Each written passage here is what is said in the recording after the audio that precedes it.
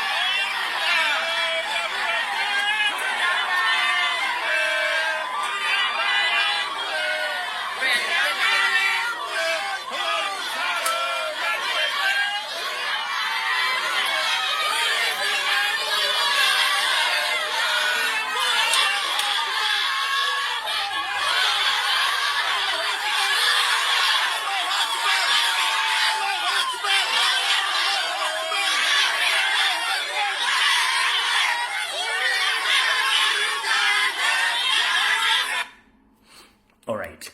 Bwatyo Honorable Mwanga Kivumbi bwaleeteddwa mu kooti e Butambala ate okwongera okuwulira emisango egy'ekifere egy'ekikwangala egimuvunaanibwa. Alright.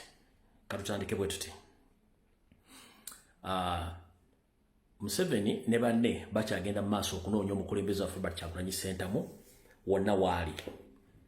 Newankubadde basindika ba propagandalist baabwe ku TV, ku radio ne ku social media okwogera ebikikinike ne Bernard Underground bakyagenda mu maaso okumunoonya. Wetwogerera kati buli mukulembeze wa National Platform ab'enkizo bagenda amagye gakyalira amaka gaabwe. Nga mwategeddeko nti ennaku bbiri mabega ababadde mu maka g'omukuumi ba Parliament mu bitundu by'e Kayunga ate jjo olunaku lwa jjo bagenzeeko mu maka ga Honorable Rutamaguzi Ssemakula ne bakeberayo nga babuuza nti oba Kyagulanyi gy'ali bo batyo bagenda okuba nga bazunga okwetola eggwanga lyonna nga banoonya pulezidenti wawaali kubanga eno bakugamba kirala ate eno bakola kirala mwaye tetumwagala ate eno bamunoonya. Era embeera bwetyo bwe yabadde olunaku lwa jjo abakulembeze ba National Platform okuli vice president omukulu Nambesha saako ne bannamateeka ba pulezidenti n'abalonyizi b'eddembe olunaku lwa jjo baabitaddemu engatto ne boolekera amaka ga pulezidenti. Wabula bagenza otuukayo amagye nga gabeetegekedde ne poliisi nga bagaana okuyingirayo ekyavuddemu okukwata munnamateeka mukulu Kakulu n'oluvannyuma bamuwadde akakalu ka poliisi okumuyimira n'avaayo olw'ensonga tuwadde omusango gye bamuvunaana tebabakkiriza kuyingirayo. Bakyalina bingi nnyo bali mu kukola maka ago na buli kimu kye baagala okukola bali mu kikola mu maka ago naye ensi ebalaba kati bityo byabadde era ntegeezeddwako nti red blocks nnyingi okwetoolola Kampala mukono wa Kiso abali mu ngoye za bulijjo waliwo n'abasirikale abali special basirikale abali special nabo nga bali banoonya president. Bintu bingi mujja biwulira kale kyova nti no government eswala bwegamba tenoonya Kyagulanyi ate ng'etadde emizizi ku buli wamu kitegeeza nti kyebakola bakimanyi bageza kubuzaabuza ngeba ne babuzabuza ebbanga lyonna ng'ate bo bennyini bamenyi b'amateeka kati ekyo nga tukimaze ekyomukulembeze na buli kimu ekigenda mu maaso katutandika akatambi kano ngenda bategeeza bannayuganda mwenna waliwo ekigenda mu maaso mu Uganda naye nga gavumenti yennyini yakyetonderawo ne disguise kyekiriwa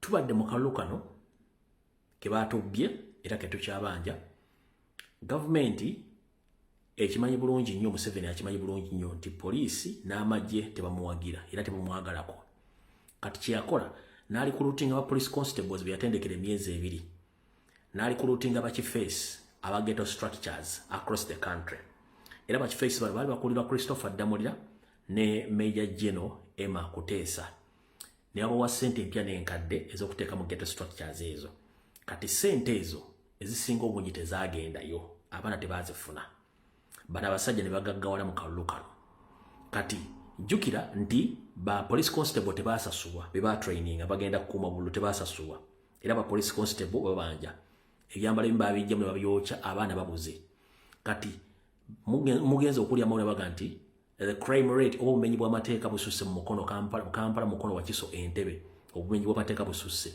naye obumenyi bw'amateeka obwo buteeketeeke era gavumenti ebumanyi lwaki ye kennyini mu kifo ky'okweyambisa amateeka yasalawo okweyambisa bakifeesi na ghetto structures kati bano abaana ba ghetto bakimanyi bulungi nnyo nti akalulu akawedde era tebalonda Museveni ekyo bujulizi bwe buli nga omu ku bakungu mu NRM alaga empapula eziraga DL forms nti Museveni yawangulwa mu Kampala naddala mu bitundu ebiri mu ghetto ye gye yali agaye nti atadde ssente kati ekizibu ekiriwo nti Museveni yennyini yeekuleetinga obubinja buno via Christopher Damulira ne Emma Kuteesa ne bakuleetinga ghetto structures zino ne baziwa mandate nti kasita wanga basobodde okulonda Museveni n'okukuuma abantu obutakola ki nga bagezaako okulwanyisa protest vote baddembe okukola kye baagala kati kiri mirundi 2 bo bennyini poliisi n'amagye ne Museveni bawa abaana bano mandate okukola kye bakola kye baagala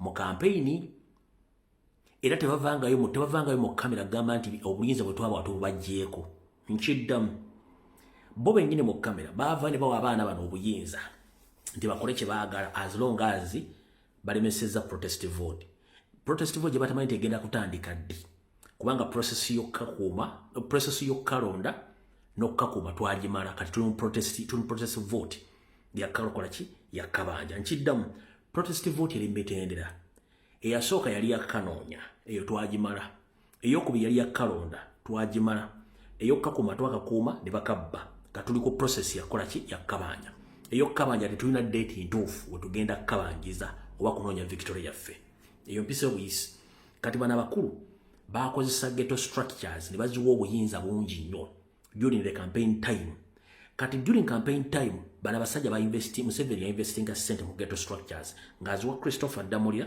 aziwa Major General Emma Kuteesa bagende bateeke ssente mu ghetto ezo mu Kampala mukono wa Kiso Entebbe abaana bano basabulu bali mukola kikoyoka ku nkyukakyuka but unfortunately mu kulonda abaana balonda Kyagulanyi abaana balonda nkyukakyuka mu kalulu akawedde kati balonda enkyukakyuka namyalo n'avaayo n'agamba nti ekituufu kiri nti Museveni abaana bamumya obululu abaana ba ghetto baganye okulonda ng'ate yainvestinga billions of money kino kiba kiimplicatinga Katabaazi ne Christopher Damulira mu mivuyo gy'okubba ensimbi z'omuwomosolo kati ate bava ne bawa mandate abaana bana ba ghetto okuba nti bakole fujjo as long as tebakola ki abaana abo balemeseza protest vote kati obubbi obuli mu Kampala ghetto structures biba birimu obubbi obuli mu Ntebe aba ghetto structures babulimu obubbi obuli mu Wakiso aba ghetto structures balimu obubbi obuli Mukono aba ghetto structures babulimu ne across the country obubbi obuliyo okubba mobile money aba ghetto structures baliyo okuyingira amayumba g'abantu aba ghetto structures baliyo okubba emmotoka aba ghetto structures bali kubanga bakozesa atejjukira era waliwo information gye nabawaako nti abaana bano Christopher Damulira ne Emma Katabaazi ne Emma Kuteesa babakozesa mu kulumba okubba mobile money mu kulumba okubba amaka g'abantu agalimu ebyobugagga n'okuteega abantu bababbako amasimu bone baddamu ne batunda amasimu ago eno mission ebaddengawo before nga tunagenda mu kalulu abanene mu government ne mu police bakozesa abaana bano ogenda okunyaga sina kindi okutta okutukiza mission z'abakiza abanene mu government ddala mu police ne maje bakozesa nnyo abaana bano bamala bakozesa ng'ate babajjawo kati essaawa zino bagamba nti crime rate erinnya mu Kampala mukono wa Kiso lwaki erinnya kubanga abaana abakozesa mu campaign tebabasasula bana abaana balina family bana abaana balina okusula okupangisa tebalina kyakulya kati bo kennyini bebakulyetinga gete ezo ne babawo obuyinza bwe batanajja publicly bubajjako kati abaana balina okukozesa obuyinza okuteraizinga abantu mu Kampala mukono wa Kiso Entebbe kubanga sente Museveni ziyabawa Christopher Damulira Emma Katabazi sente zino bazibba nga balowooza balwanyisa Kyagulanyi kati mbabuulira mwe kennyini mugenda kiro zaako era kijja kujja ne madiro gammwe mwasuubiza abaana ebintu bingi nnyo ate akalulu tukabawangula sente ne muzibba abaana ne mbalekera mandate okukola kye baagala during campaign temunnajja publicly gamba nti mudisowning abantu bano no kubanga mukyasirize nga mumanyi kibalya buli mu campaign mwajja public mugamba you own ghetto structures and they are free to do whatever they feel they like and you give them your contacts in case of anything they call you. Now you haven't yet come back in the public to disown those people so that they are going to commit crimes against Ugandans. The public will decide. And the police knows this. Christopher Damulira knows this. Emma Kutesa knows this. And even Museveni knows that they are one who gave mandate to the ghetto structure youths to attack Ugandans. And I warned you. Nabana bwana bagamba temugeza kozesa baana abo. Kijja kwefula nga kizze mummwe. Kati kitandise obeefulya nga kizze mummwe mwennyini kati mujja kiro zaako. Awo tuvuddewo. Kati police ogamba nti crime rate erinye terinye mwe mwagiteekawo. Nammwe kennyini egenda bakwata bajja kumala kutta ku baana bammwe bakazi bammwe okubba emmali y'abantu nammwe malirize nga temufunye misaala. Awo tuvuddewo. Wetwogerera essaawa zino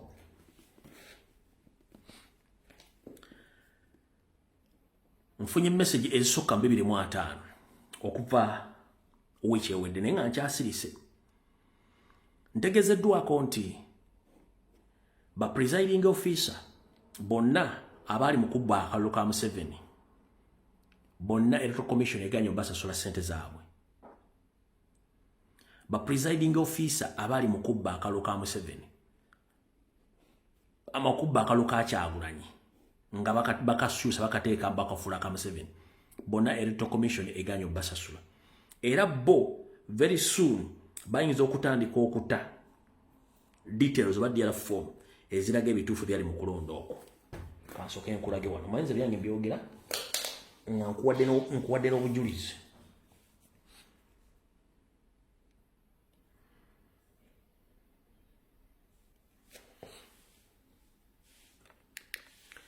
Ezo details oziraba zikulaga obwana muyinza ozira bulungi nini muyinza otazira bulungi.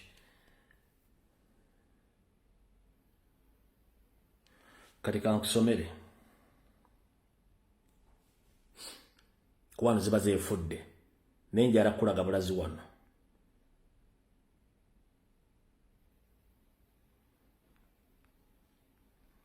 Nti wano Museveni yafuna 5.5. Olya Museveni yafuna 5.5. Ono Kyagulanyi sentamu nafuna 154. Olya kati zino DRF form bo bennyini ze bakyusanga ne baddira eza Kyagulanyi ze basoma mu za Museveni ne baddira eza Museveni ze basoma mu Kyagulanyi. Bakakola bwe kati Simon Mugenyi bakamamberejo ne ba presiding officer ne ba district returning officer baddiranga Kyagulanyi wafunye ebina biba wa Museveni wafunye ana baba wa Kyagulanyi all over the country. Kyobola banti ne Honorable Kanti yabagambye nti twagala DRF forms across the country mutulage je mwajja results tebazirina wakati bana abaana bazana information elaga nti Kyagulanyi yawangula wabula bali basubiziddwa ssente okuba nti bakulya Museveni ne Museveni aganya obbasasula ng'ate results ziraga nti Kyagulanyi yawangula kati mujja kiwulira kati mbadde nkyabagamba ba presiding officer ababbira Museveni akallo babanja Museveni tannabasasula electoral commission nabasasula ba polling agents si bonna across the country ababbira ba polling agents si bonna ne ba polling assistants ne ba polling constables bonna tebannasasulwa ssente kyokka electoral commission yafulumya budget y'okusasula abantu bano baganya basasula era bigenda okujja mu maaso mugenda biraba kubanga bano abantu bali willing okuexposinga Museveni olw'ensonga ne Honorable Kanti yagambye twetaaga results entuufu ezava mu kulonda kati mbategezezaako ba presiding officer babanja ba polling assistants babanja ba polling constables babanja kyokka bano babbira Museveni obululu nga bakyusa results zaani za Kyagulanyi kati mutegedde bulungi nnyo kati yensonga lwaki information efulowinga olw'ensonga nti bano bali mu kutya tebamanyi kigenda kuddako nga na wano Honorable Kanti yagambye bw'ati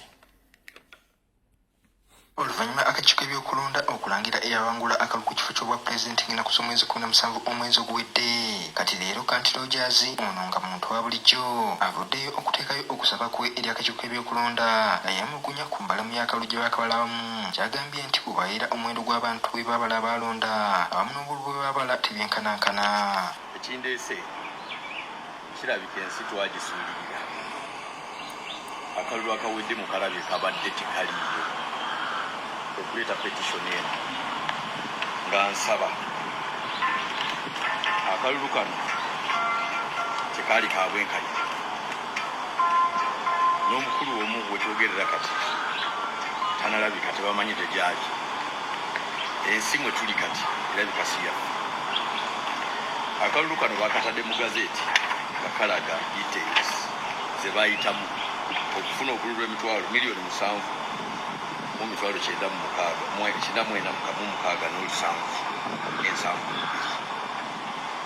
kali mu gazeeti ya Uganda bano bye ba pulezidenti obalaba bali ku gazeeti kati amazima g'ennoonya nga ajja wano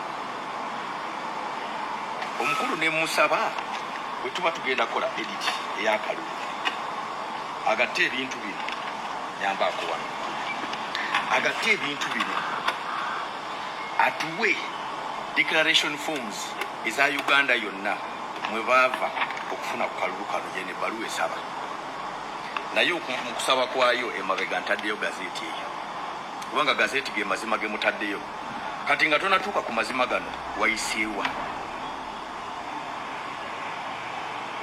sikiwanga abantu bano balonze miliyoni 7 zalonze Museveni kati ate bogata miliyoni 2 zino zonna akalulu kano n'omala okagatta toto gye kaleeta si abana Uganda balonda kiba kiraga batukyaye ensi yaffe lw'ojja okwemulugunya kwe akuleze ku kitiibwa ky'akakiiko ebyokulonda mu Kampala ku 7 Street kwasiza kanso George William Alinyo era ng'agamba akume ennaku 14 ezitambikwa mu ssemateeka okusaba kwe kwatadde okwemulugunya kwe kuddibwemu agamba nti ye ayagala bamulage enkola gye bakozesaamu kubanga bino bye baakola byakukyaya abantu ensi yaabwe ng'enkola eno gye baakola yagala bingali kyagambye nti yewadde bannayuganda bangi baayitamu ensi yaabwe okuvaayo yetagenda kugikyawa kuba munnayuganda ensi omutali constitution ensi obwe bajjirako network nga baguze biometric machines kati oba okola ki tubeere b'amagezi ku nsi eyaffe tetugikyawo okugimalayo nze nsaba abagiraba nga mwagikyawa nze sigenda kukyawansi simanyi baavaawo okunzaalirawo kiba 14 days baba banziramu kiyinza abanoonya kati bawadde entegeera yange bandaga amazima gaabwe era akuutidde bannayuganda abakoye ensi yaabwe obutagyetamu balala abandigyetaaze okuwa endowooza zaabwe nga bakola ebiri mu ssemateeka w'eggwanga omukulu Kanti ndaba ensi nga batwagikyawa abamu bibinkwatirako wa abamu nze ensi nagikyawa abaana tebakyasoma ensi twagikyawa kyawa kyebaagala tukole kanti wano wasinzidde n'agamba nti kino kyakoze avudde ku Bannayuganda bonna era n'agamba nti ye ku mombo egerwako ey'abantu ab'enjawulo okubanja obululu bwabwe ye atandise leero ng'ayita mu mateeka agalambikibwa mu ssemateeka w'eggwanga. Tandise leero Kabanje etandise leero. This is the true Kabanje. I've written to the EC. I need the audit. Kenneth Mirimu, Ego TV. Ndozo otegedde naye akulaga wali mu declaration forms wa mu gazeti byabakama ya gazeti ngira Museveni bw'obala obululu bwonna tebukwatagana percentage byabakama gyakola kije yalangira kitegeeza nti byabakama yiwa akulabisibwa mpaka kuwulira bubi. Kati awo bwe tumala okuvaawo nga mmaze otegeerawo njala tugende wano kamala okukendeeza ku bintu ebiri muno njala tuveewo wano tugende ku nsonga endala.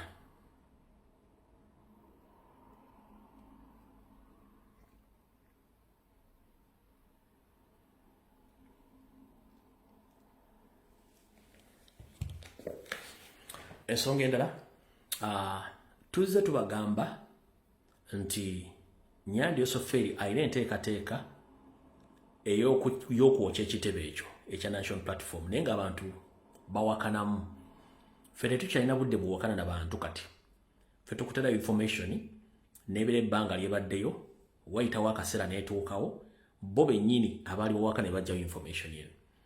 Katuze tubagamba nti Museveni yateeka office mabega w'ekitebe kyaffe ekyo ez'abayaaye ne bambega nga baagala kubega biki ebigenda mu maaso ku kitebe activities.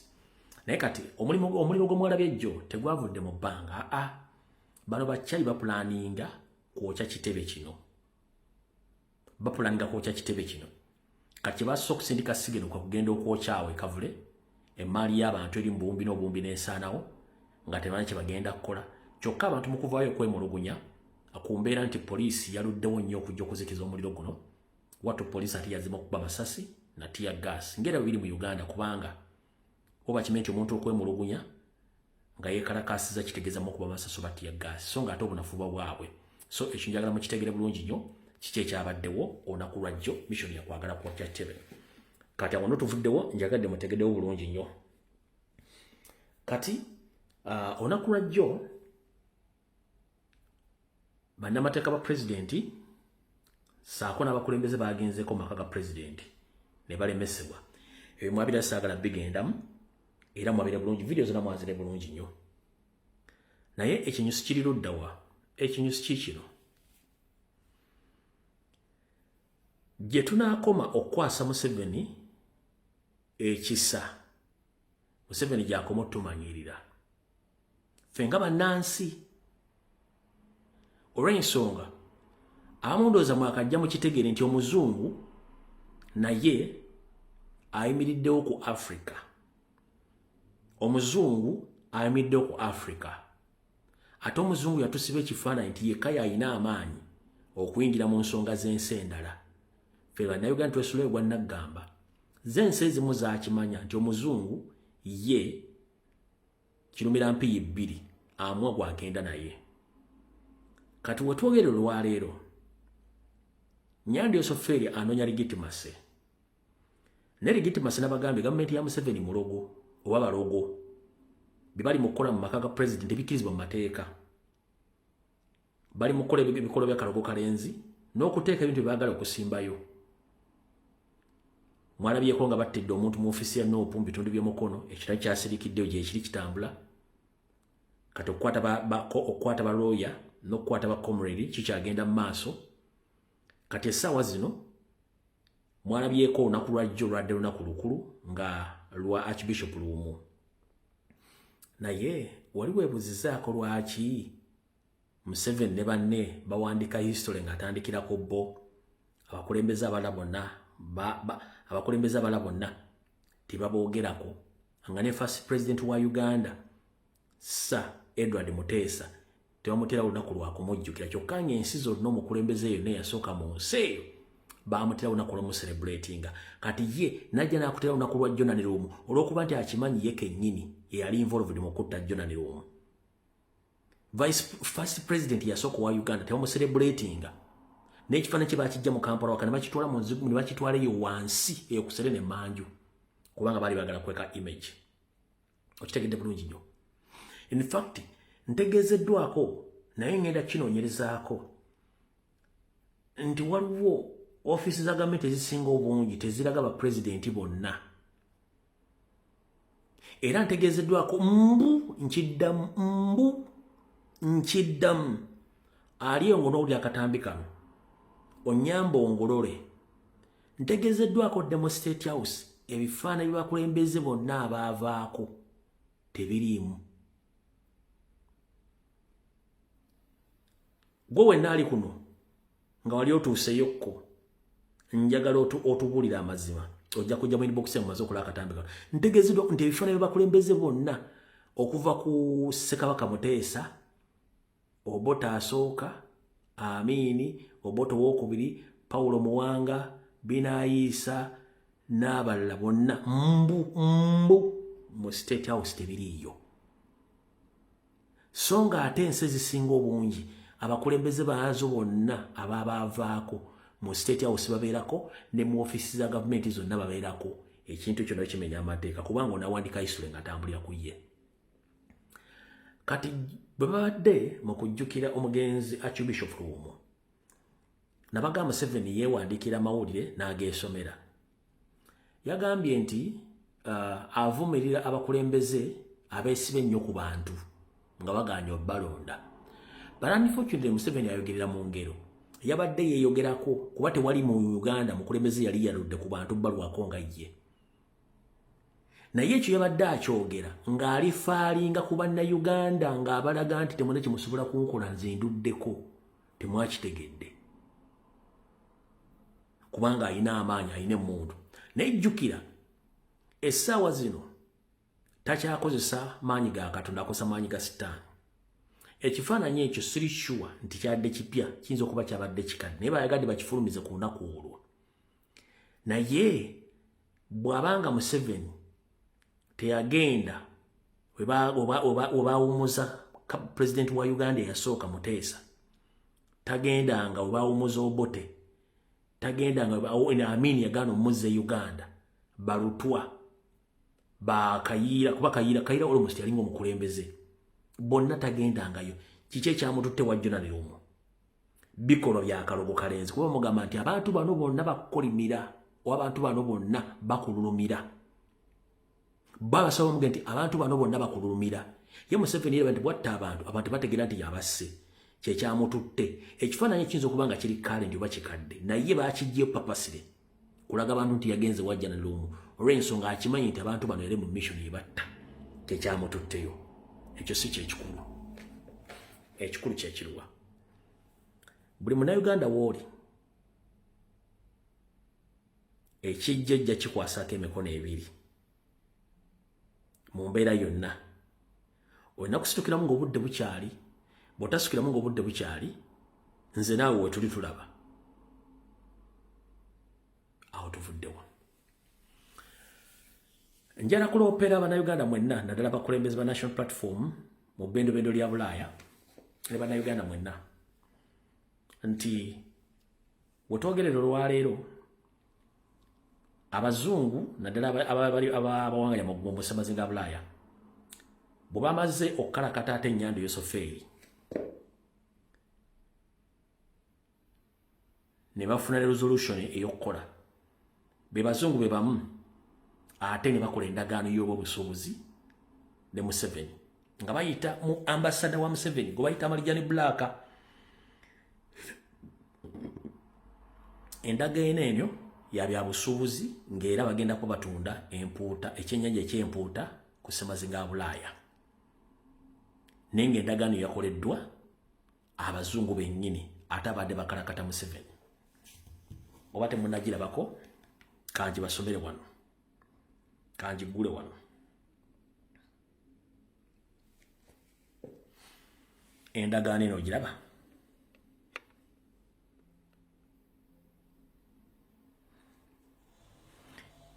Endagaano yakolebwa January 28 kitegeeza eyiseeko ennaku ntono nnyo bagita official journey of the European Union. Commission implementing regulations EU 2026. Esoma bweti.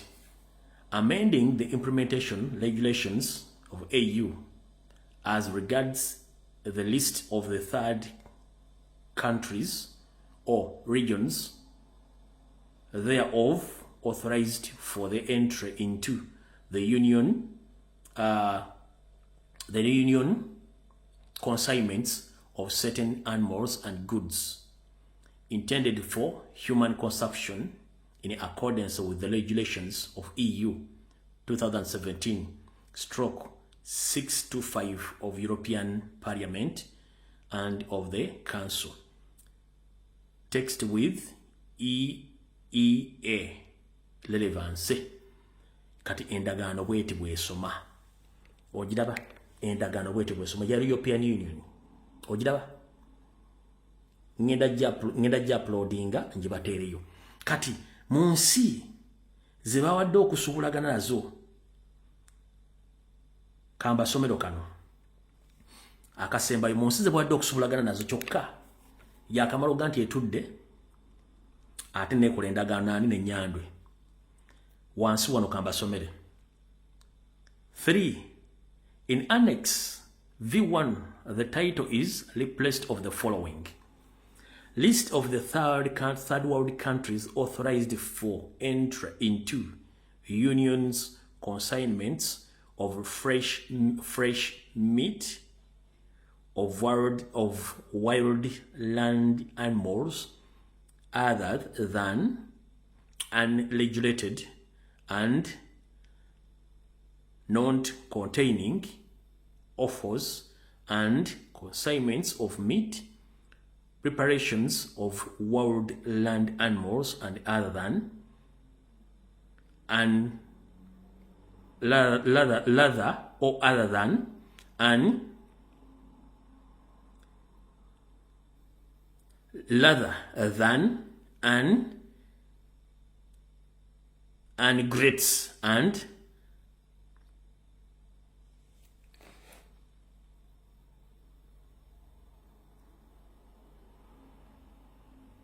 karugende maso wano ku 2 ku 4 ne bagamba in Annex the entry of Ukraine is deleted.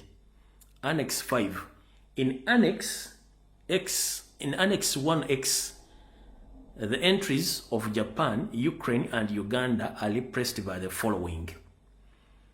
Kadde bateka wano ensi ziri 3. Esooka Japan, agriculture, fishing and fishing products only. Ne batekawo Ukraine, agriculture fish and fishing products only. Ne batekawo Uganda, agriculture, fish and fishing products only. Kati kekano wano kenjagala musoke mwetegereze. Kekano wano akaliko Uganda.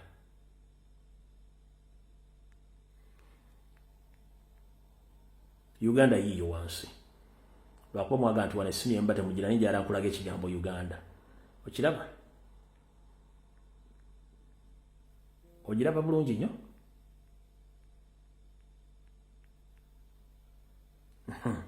Kati ffe tuli eno tukola birala beri wansi bayisa birala olw'ensonga nti yenkola yaabwe ey'abazungu. Omuzungu ye agenda na kigenda. So nga teoboge nti omusajja ntogenda kukolagana naye zino zonna endagaano oba ozisazaamu. Kati yakozesa balobisiti be ng'akozesa sente z'omusolo ziwaayo ye tafaayo bannayuganda tabafaako n'omunaamanya. As long as yakozesa sente z'omusolo natural mineral resources n'aziwaayo n'asigala mu buyinza ng'akola kyayagala okukola. Ebisigaye tayagala kumanya. Kati zisigadde n'aziwa ba agents be okuba nti bakola emirimu gye ku ground. Ffe mu kimbali temumanyi nti sente zino zitambula. Kati wetwogere lwaleero nga maze obbalaga kiri eky'endagaano ya ya European Union yakoze n'ensobolaga ne Uganda. Ne mu kimanyi oli omukyala gwe nabagambye lobbyist wa Museveni Marjan Black mwali kubanga yakola nga ambassador mu bitundu byonna ebya Europe. Kati olunaku lwajjo lwa baraza nendowooza bako Sunday Bebe Cool yajja n'akola live. Bebe Cool yakola live eyo n'ayogera ebigambo bingi nnyo which is nti kimukakatako okubyogera olw'ensonga baagabana omusimbi gw'eggwanga. Essaawa zino abasomesa si basasule, abasirikale si basasule, malwaliro teri ddagala, abaali mu byokulonda tebabasasulanga, bamagye si basasule, abakozi ba gavumenti si basasule, wabula Museveni yakwata ssente n'aziwa abasajja n'abakazi bazeejovaniremu. Kati ekyakomezaawo Bebe Cool okujja okwogera ebigambo ebyo nabanyonyodde mu video gye nakoze ejjo nti omwami oyo ina personal vendetta ne president which nti ate president awo yavaawo naye katono okuba nti baalya ssente balina okujja okwogera wano. Bebe Cool ogenda okumaliriza akalulu kano yasasulwa billions 3 hard cash billions 3 eza Uganda. Yafuna obuwumbi 3 bawo bamusasudde obuwumbi 3 bakuzire ezaali ezaddeire zeyafunanga ng'agenze mu campaign yafunya billions 3 hard cash. Catherine Kusaasira n'afuna 1.5 billion Ugandan shillings hard cash n'agulako n'apartment. Era amaze okugula apartment zino n'alijja n'agenda n'ebwero okulya ku ssente ze yagenze kuwumula Catherine Kusaasira. Kati bano babajjo Babitex ne baani bola ku social media baagabana billions 10 era ze zibatabudde ogamba nti bagenda simwe bamukoleka emisango biki ssente baazirya. Kati abamu bava okubeera ba promoter kati ba radio presenter ba critique era ba defender ba Museveni oluvannyuma lw'okugabana billions 10 unokuliko bajjo Babitex bola ba promoter mumanyi ssente baazifuna okuva wasali musale saako ba YouTuber ba radio presenters omalabidde mu yanga lutayanga naye akomyewo akalubo kamu kuba naawunga nayika madinisa naye bamukomezawo n'abala bagenda kujja naye nga ssente zino bazikola ki bawadde ssente zino to legitimize n'okwongera okuvumbirira Robert Kyagulanyi Ssentamu National Platform babuuze ate mwawangula akalulu mufaaki n'ensi nga muga mwawangula akalulu kubanga Museveni anoonya legitimacy both local ne ku international level. Kati ku local level ssente yaziwa babbi abatalina influence bonga nti Bebe Cool omuwa billions 3 Catherine Kosa n'omuwa 1.5 n'agenda n'agulako n'apartment n'abuuka kati yagenze buli yakulya ku ssente n'odda bano babajjo Babitex bano bwa 10 billions bazigabane ani bazigabana abo batandise okwesika amatayi kitegeeza nti bano abasajja ssente zaffe ez'eggwanga bazikoze mu nkola ey'ekyenonere nga batadde eggwanga mu ntata. Kati awo tuvuddewo mutegeddewo ensonga eyo bulungi nnyo.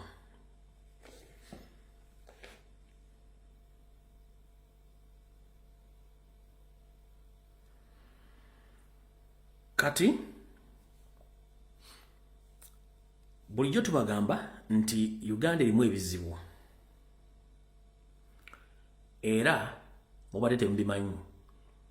Lawyer gwe baakutte lawyer Kakulu y'omu ku kibinja ky'abalida amateeka abawolereza bakomereri baffe bonna baakwatibwa. Kati ngenda twala obudde mbasomere amannya gano gonna n'emisango Museveni gye yateeka ku bantu in fact ba polling agents ba national platform ba polling agency ba national platform n'abalala abalonzi abakwatibwa n'abakulembeze abamu ku bitundu ebyenjawulo abakwatibwa. Amannya gano gali 430 gali amannya 432 ngenda gabasomera ne mugenda kulya emisango gye bavunaana naye ng'ate abakwata tebalina musango guli awo teguli valid ne mugenda kulya emisango gye babateekako. Kati njala tola budde mbasomera amannya gano nyinza okusoma n'ensoma abamu emisango egimu nga gifaanagana abamu nga tegifaanagana ngenda kugezaako kujaawula. Kati bwe nsoma erinnya n'owulira erinnya ly'omwana wa mukwano gwo manya nti gyali bamukwata tafanga naye bali mu makomera. Amannya gano ge gano wano wammanga kanga basomere amannya agasooka. Kati bano bonna okuva ngenda kusoma manya 16 amanya 16 gonna bagavunana unlawful assembly ngabavunana Penal Code Act era bano bali mu Kawempe bali mu kooti ye Kawempe amanya 16 nebo nabasingo bonyi bali Kawempe kane kati ngenda soka basomera bano 16 amanya nga babavunana musango gwe gumu unlawful assembly kanso kemba somere amanya gano bona bali mu kooti ye Kawempe Magistrate Court kuliko Majidu Gidudu unlawful assembly kuliko Katongole Shafik kuliko Waswa Gerard Waswa George kuliko Samuju Marvin kuliko Kaizi Muhammad kuliko Mande Julius kuliko Nyanzi Abdul Karim kuliko Jemba Shafik kuliko Seboa Ivan kuliko Moya Abdallah kuliko Tamale Musa kuliko Achileo Julius kuliko Batambuze Beka kuliko Mansur Anikwa kuliko Kiwanuka George William kuliko Lubwama Richard kati abo bonna babavunana musango gwa unlawful assembly Penal Code Act of 55.61 of 1 and 62 Kawempe Magistrate Court on remand bona bali ku remand agamanya gemba somede kati agakomiro mukaga gonga maze kati gatugende ku manya amalla kati bana amanya gonna galiko obstruction on loads obstruction on load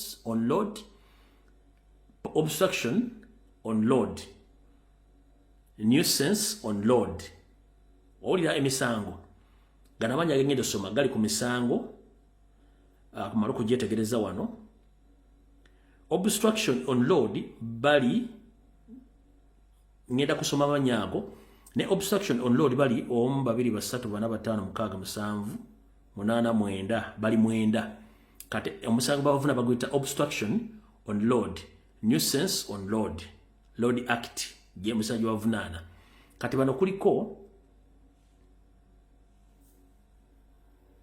Akatujuna Dickson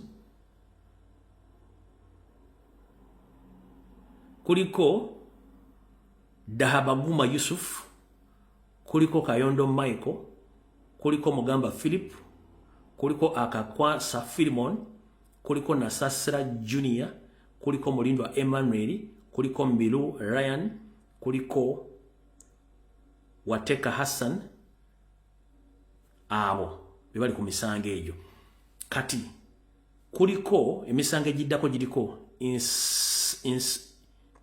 incitement to violence, a nuisance on public load. Bona bali Kawempe.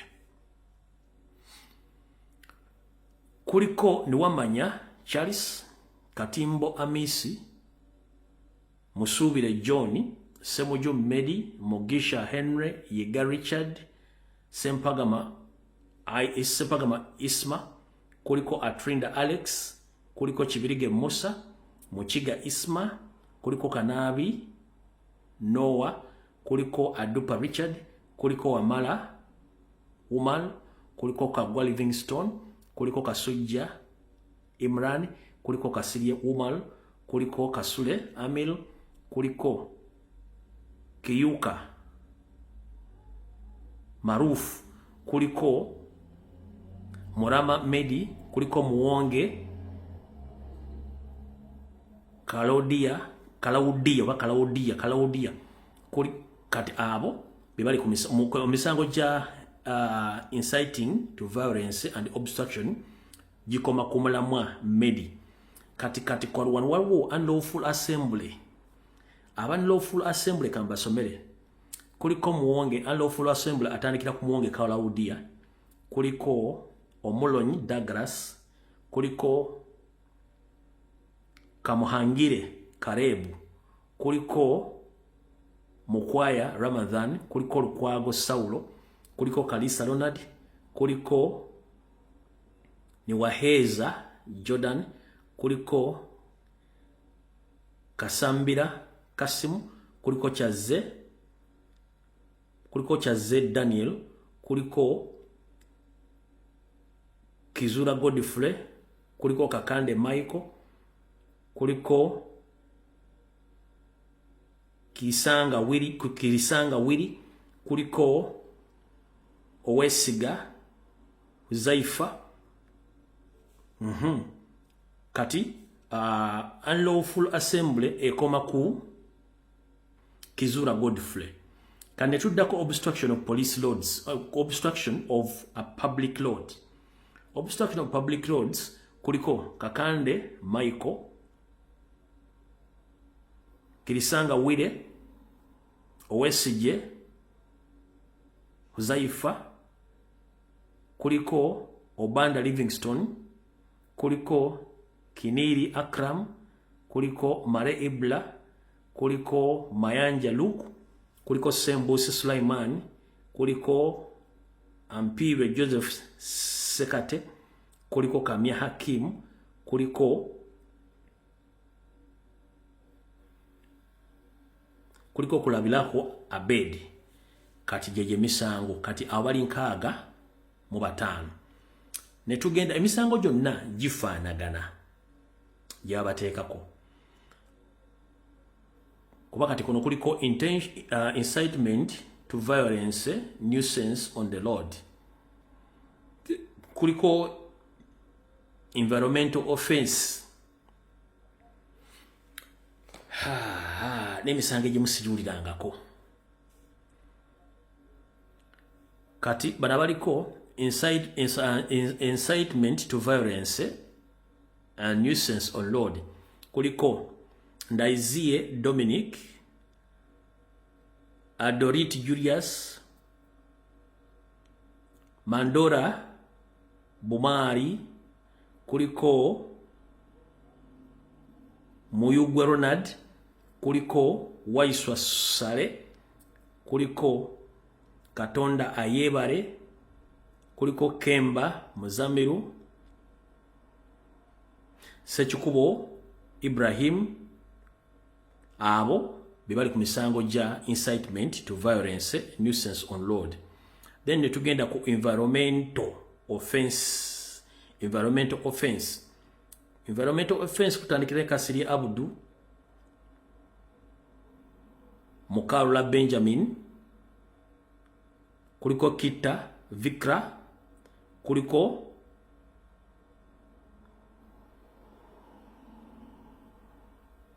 Segumaka Ronald, kuliko Senyonjo Juma, kuliko Serada Fahadi, kuliko Semwezi Martin, kuliko Bukenya David, kuliko Karyesubula Lani, kuliko Serugo Bashiri. Awe bali ku incitement no bebali bakati okusoma bali ku incitement of violence. Netugenda ku obstruction of officers on duty. Kuliko Sematimba Kasim, kuliko Matende Bashir, kuliko Sebabinga Ronadi, kuliko Nyanzi Shadia. Awe bali ku obstruction of officers on duty. Kati kuliko common nuisance kuliko abantu bana. Common nuisance kuliko Buwembo Habibu, kuliko Batabari Radi Lubwama, kuliko Nakakembo Josephine. Then unlawful possession of election documents bebano wano Wamanga. Kikadde Yubu, Matovu Alex, Nsega Richard, Otim Cristiano, kuliko Chagaba Alex, Kagoro Rodin, Lajara Daniela, kuliko Seremba Jalo, kuliko Nantume Irene, kuliko Senyonga Henry abo bo mubasangibwa unlawful possession of election documents. Kati kuliko possession of narcotics drug.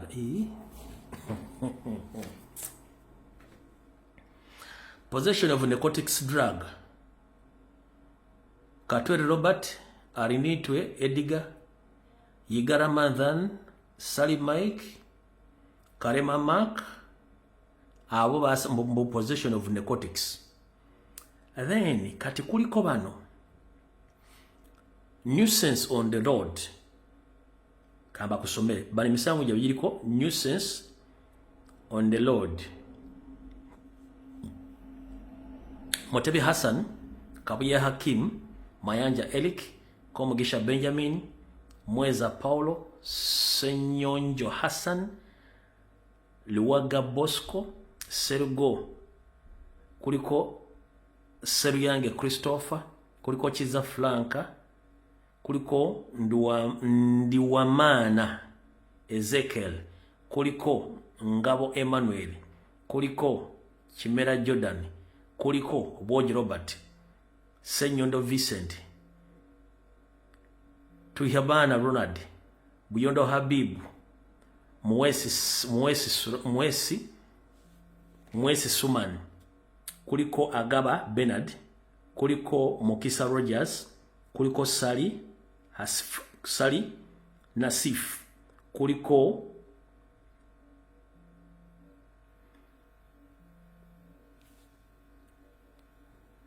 Komyewaye.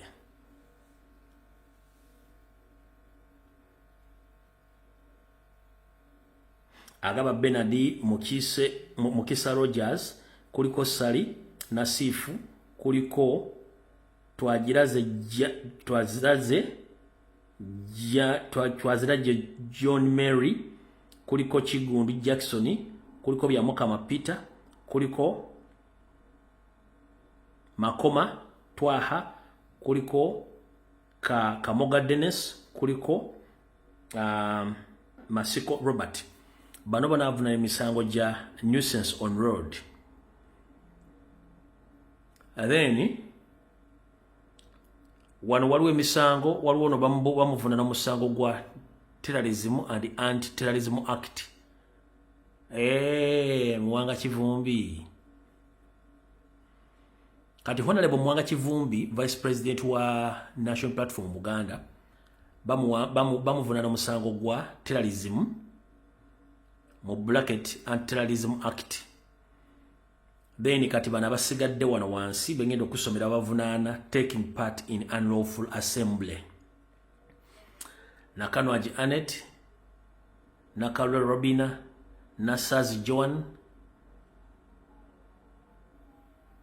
Irakuzinda Farida, Nantege Aida, Mutes Shamim, Bowe Shafik, Agaba Abraham, Wafula Anthony,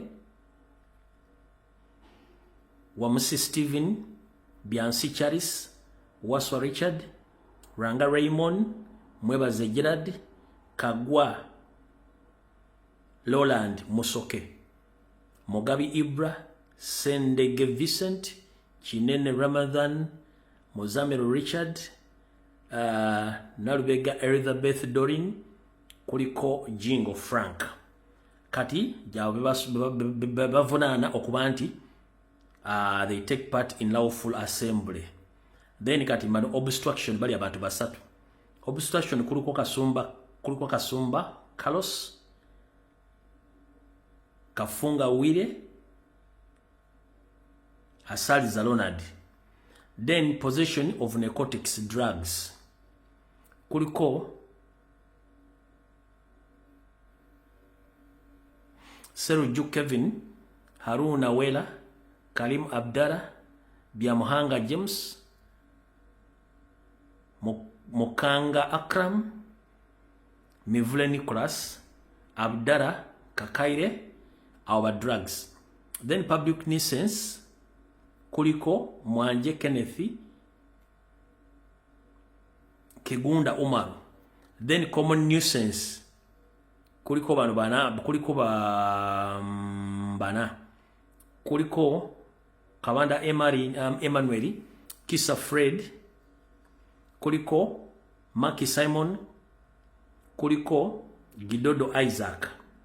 Then obstruction and inconvenience to the public, kuliko Iga Henry, Madasi Paulo, Mweza Tyson, Mwesigwa Ronald,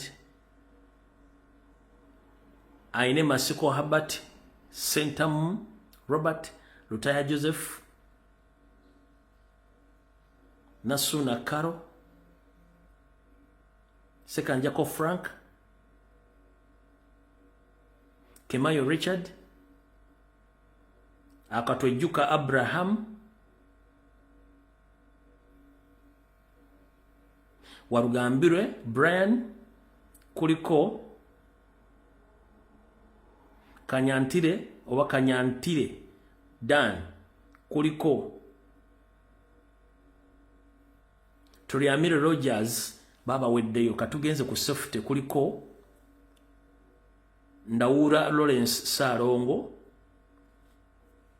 Bano bali mbitundu byanjawulo n'emisango gyonna bagipayirinze wamu, yabadde list yafulumiziddwa. Kati kuno kuliko Bagale and safety, bamuyita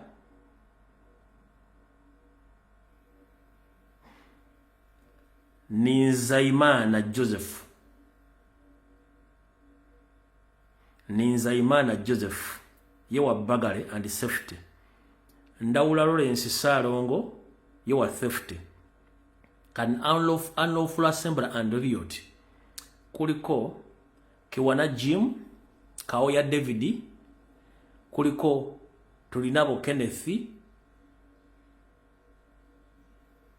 kuliko Manyabayo John Baptist, kuliko Mayanja Richard, kuliko Ntambazi,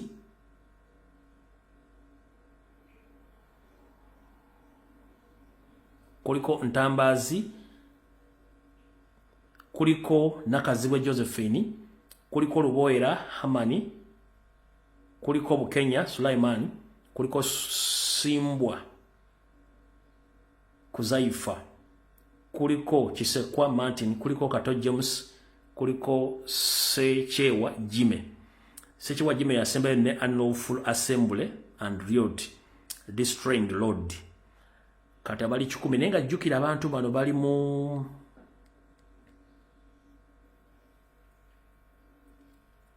bali 232 abantu abakwatibwa ku lunaku mu nnaku zonna ez'akalulu, bonna abateeka emisango tegitegereka. In fact bw'osoma emisango gino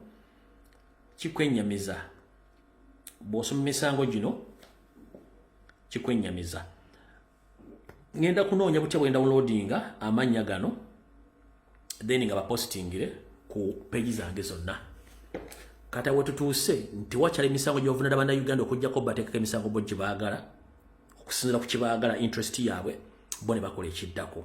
Awo Uganda weetuuse. Kati nga njala ofundikira akatambi kano tugende tukole ensonga endala. Njala bakubiriza omulanga bannayuganda yena gye muli.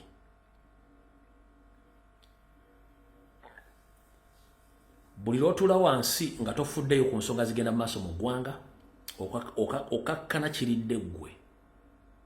Kubanga neighbor baba batali bulungi, kitegeeza n'otogenda kubeera bulungi. Kubanga ekiri atabala kye kiri n'asigadde waka. Twagenda ne tukkira box ne tulonda. Kulembeze waffe bulungi nnyo. Simon Ngebyo Abakama n'alangirira mulala era yasirika okuva ku olwo kubanga kimulya ng'omuntu. Abantu bano beebuzaabuza olumu naye ng'oluntu batuuka ekintu ekibale. Kati Simon Mugenyi Bakama ekintu kino kimulya lwakuba tasobola bagamba nti bannayuganda abajjako eddembe lyabwe, tasobola kibagamba naye gy'asirikidde naye akimanya ekituufu ekintu kino kimulya. Ate bw'ateegendereza ennyo Museveni okujja obujulizi buno ajja kukomekereza nga naye amugyewo. Wa Museveni mmanyi tasemba nakyo ate era takukozesa n'akusigaza. Bw'akukozesa amala n'akujja okuba akweralikira nti oyinza omuwaako obujulizi. Y'enkola ya Museveni. Kati kano akalulu kamutuddemu, kamuzitoweredde, tamanyi kyazzaako, ensi eganya omuliko gonayizinga, ebizibu biringa bizibu, yakeera ku makya keera kutambula kati yamugamba okukola kyakola kubanga anoonya legitimacy. Wabula njala bategeeza bannayuganda buli omu oba oli luddawa oba oli luddawa ensonga egenda maaso mu Uganda egenda kukwatako mu ngeri yonna esoboka. Ensonga omenyi bw'amateeka mu Uganda bujja kutuukako oba oli mu America oba oli Canada oba oli Bungereza oba oli mu omenyi bw'amateeka bugenda kutuukako butya. Sirowooza nti mu Uganda baakuzalamu bw'omu olina abooluganda bakona emikwano. Bwe bagenda kutulugunya omuntu yenna bajja tulugunyizaamu n'owuwo. Bwe bagenda kubba ettaka naye lyo bagenda ddibbiramu n'eryaffe bagenda ddibbiramu. Ompulira bulungi? Sente z'omuwomusolo babba n'izo bazibbira kubanga okyasindikira abantu ssente eka. Kitegeeza nti Museveni okucunya abantu e Uganda n'abali mu diaspora tutunyizaamu. Y'ensonga lwaki mwandibadde nnyo basaale mu kwenyigira mu lutalo luno. Nabagambye olutalo lwavudde mu kalulu ko tekakyalina makulu. Olutalo lwafuuse lwa bikolwa. Kikola ki ky'osobola okukola nga ggwe? Ku lulwo buli muntu ali eyo njala kubuuza kikola ky'osobola okukola ku lw'eggwanga okulitaasa okujjako Museveni. Ku lulwo ng'omuntu nga tolindidde muntu mulala kusalirawo. Olina okusooka okumanya nze nsobola kukola ki mu maanyi gange, mu busobozi bwange, mu bunafu bwange, mu kutegeera kwange, nze ndi busobozi bwe nnina ku ggwanga lino kubanga ako tekakyalina makulu. Kiddayo ku ggwe ng'omuntu kubanga ye president ogwe yagukola tewali abanja Kyagulanyi Muganda okujja ng'oli muki oliko akatuli ku mutwe. Ogugwe yagukola. Kyandibadde kizibu nnyo bannayuganda okutegeera fake opposition eri mu Uganda. Kyandibadde kizibu nnyo bannayuganda okutegeera ti Museveni eggwanga ayagala ddiwamba ne Banyarwanda banne. Kyagulanyi akikulaze. Akulaze enziba ya ssente. Akulaze baani abali mu gavumenti. Akulaze baani abali mu magye. Akulaze nti ekkooti tezikola. Akulaze buli kimu akikuteredde ku mmeeza oba omubanjaki. Naye era tebulayo bantu abeewunzise abagenda okulaba nti gavumenti ne mu Uganda mulimu emirembe. Olw'ensonga bo balya mu ngalo za Museveni. So kati kiri gy'oli okusalira eggwanga lyo ng'osinzira w'otudde oba oli mu Uganda kubanga nze nkulayirira embeera yonna egenda kukosa gwawagira Museveni. School fees z'essomero tezikyuse zisigadde ze zimu okuva ku nasale okutuuka ku university zisigadde ze zimu. In fact zeeyongeddemu. Gwawagira NRM abaana ewiiki ewedde badda mu masomero neeno yonna paka mu Gwakusatu bagenda mu baddayo. School fees yeeyongeddemu ate n'ebisale byeyongedde n'amasomero gatandise okubbira ddala mu bloodide lobale nga gabba abazadde. Oŋŋamba otya osasula omwana school fees $1,700,000 agenda ku HSC. Admission $6,000. Uniform $4,500.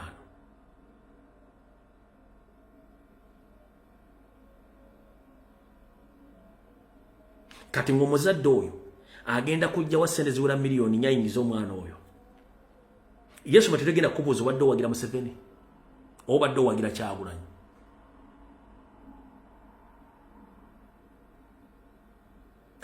Bo bali mu business kubanga bannannyini masomero bali mu gavumenti. Tebagenda bibuuza nti gobadde owagira bagenda kutunya kyekimu.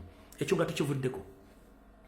Nze mbuuza ogenda kutunda kyolina kyonna osobola okusindika omwana okumuweerera omulimu agenda gujjawa oba naye agenda kufuna passport yakugoberere.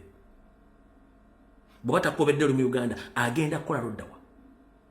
Okimanyi bulungi omulimu ogusookerwako mu Uganda gubere gwa $28,300. Ezo ssente zipangisa kisenge kya muntu kwebaka mu Kampala. $300 zipangisa nnyumba ekisenge ddiiro. Ate mu ntobazi so si mu executive omwana gyandibadde. Gw'olaba omwana wo okusoma n'aba ng'omuteddemu ssente empitirivu ng'alina kusasula $300.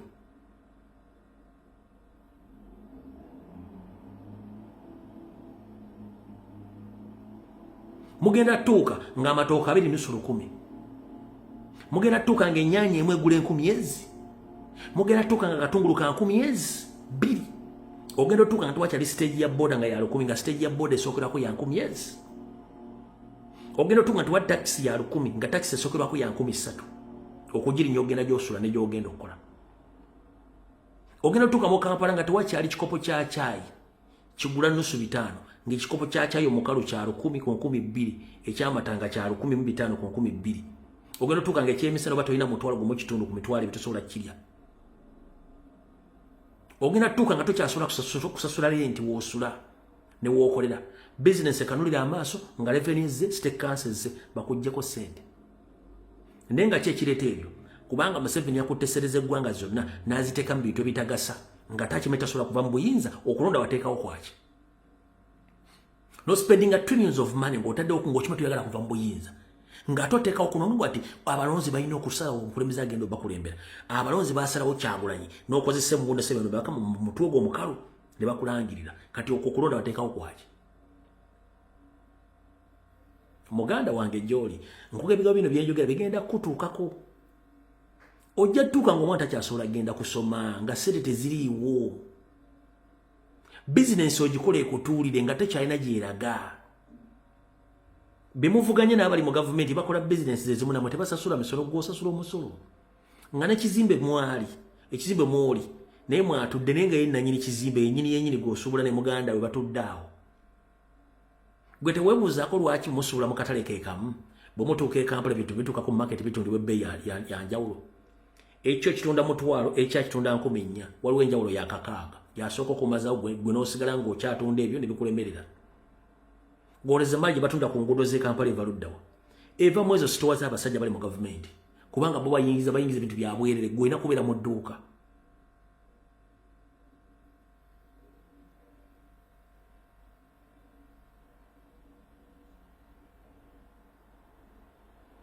nakyo tusobola kitegeera neffe tetulina buzibu ekiri atabala kirina asigadde waka tubagamba nti ennaku enkya ennaku zomwezi 10 president agenda kubeera Geneva mu convention agenda ku addressing ensi tulinde mugende kugola Moses muteekemu okusaba kwamu muyingire bwere mu conference eyo ebintu bya diversion mwesonyiwe diversion kubanga bakimayi pressure bali bubi bagenda kuleeta buli kyonna ekisoboka okuteekawo okubuzaabuza bannansi kulwa Katonda n'ensi yange mukaba 10 mpeera tujja kuba tusituuliziganya mweraba